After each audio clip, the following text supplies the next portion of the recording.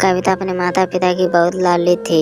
3 बड़े भाइयों की बहन थी। कोई भी चीज़ मांगने पर उसी वक्त सामने हाजिर हो जाती थी। पूरे घर में रौब था उसका। पूरे परिवार और नौकरों पर राजकुमारी की तरह हुक्म चलाती थी। कविता स्कूल में भी पूरा रौब था। बड़े घर की लाडली जो थी वो ऐसे ही उसने कॉलेज में दाखिला लिया था। उसके ठाट बाट बड़ी गाड़ी में आना जाना, हर दिन नया फैशन देखकर हर कोई उससे दोस्ती करना चाहता था। थोड़े ही दिनों में उसके बहुत से दोस्त बन गए। पूरे कॉलेज में उसकी अपनी ही एक पहचान थी। इन दिनों उसके घर एक रिश्ता आया। खानदानी लोग थे और पापा की पुरानी जान पहचान भी थी।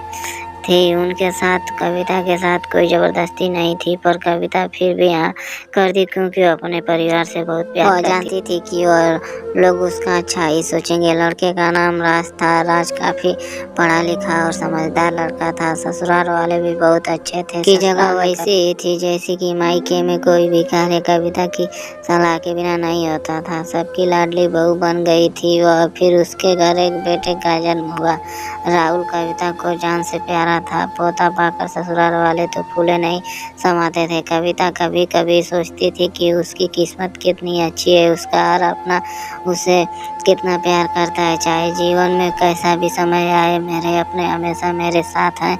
मैं कभी अकेले नहीं हो सकती। कितनी खुशकिस्मत हूँ मैं। पर शायद कविता की खुशियों को कोई उसकी अपनी ही नज़र लग गई थी। एक दिन वह मायके जाने की जिद कर बैठी। राज उसको बहुत काम था लेकिन वह फिर भी उसे ले गया। रास्ते में उनकी गाड़ी अन्य गाड़ी से टकरा गई। कविता, राज और राहुल बहुत बुरी तरह से जख्मी हो गए। काफ़ी दिनों के बाद इलाज के बाद राज और राहुल तो ठीक हो गए, लेकिन कविता पूरी तरह ठीक ना हो सकी। सर पर चोट लगने के कारण वह अपनी आंखें की रोशनी खो बैठी। अब कविता की किस्मत में जैसे उल्टे पांव चलने लगी। मायके वाले कुछ दिनों तक उसे मिलने कभी कभार फोन ही करके पूछ लेते कि अब कैसी हो। धीरे धीरे यह सिलसिला भी कम हो गया। ससुराल वालों की सहानुभूति भी कम होने लगी। घर में किसी को पास बैठने के लिए कहती तो जवाब मिलता, बहुत काम है, अब तुम भी हाथ नहीं बटा सकती। राज चिड़चिड़ा हो गया था। बस राहुल ही था उसके साथ, जिसके साथ हंसते खेलते उसका वक्त गुजरता। एक दिन कविता के हाथ से कुछ सामान गिर गया जिसकी वजह से राहुल को हल्की सी चोट लग गई। कविता के सास ससुर ने राहुल को उससे अलग कर दिया, कहीं उसके ना देखने की वजह से बच्चे का कोई नुकसान ना हो जाए। कविता अंदर से टूट चुकी थी। एक दिन उसने सबके सामने मायके जाने की इच्छा रखी तो राज उसे तुरंत मायके छोड़ आया, जैसे कि वो अभी यही चाहता, लेकिन राहुल को उसके साथ नहीं भेजा गया। कविता कभी राहुल से दूर नहीं रही थी, पर अपनी कमी के कारण उसने ज़्यादा बहस नहीं की।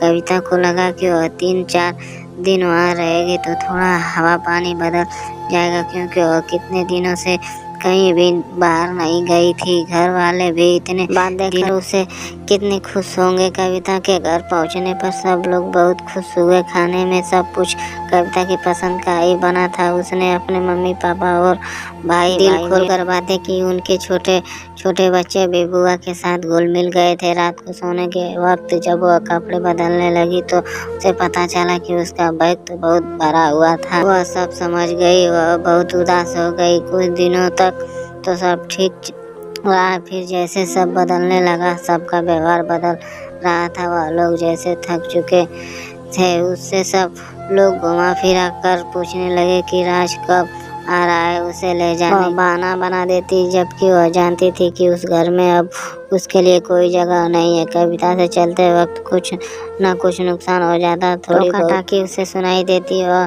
टाल देती। एक दिन उसके हाथ से लगकर एक कीमती फूलदान टूट गया। छोटी भाभी ने बहुत हंगामा मचाया। कविता के माता पिता रोज रोज के झमेलों से तंग आ गए थे। उन्होंने राज को खुद से फोन कर दिया। राज कविता को अपने घर ले गया। कविता को अपने परिवार वालों से उम्मीद न थी कि जिस कविता के कहे बिना घर में एक पत्ता भी नहीं हिलता था, उस घर के लिए अब बोझ बन चुकी थी। आज की छोटी सी कहानी पसंद आई हो तो कमेंट करके प्लीज़ वीडियो को लाइक करें और चैनल को सब्सक्राइब जरूर करें, ताकि रोज़ अच्छी अच्छी कहानियाँ आप तक सबसे पहले पहुँचे।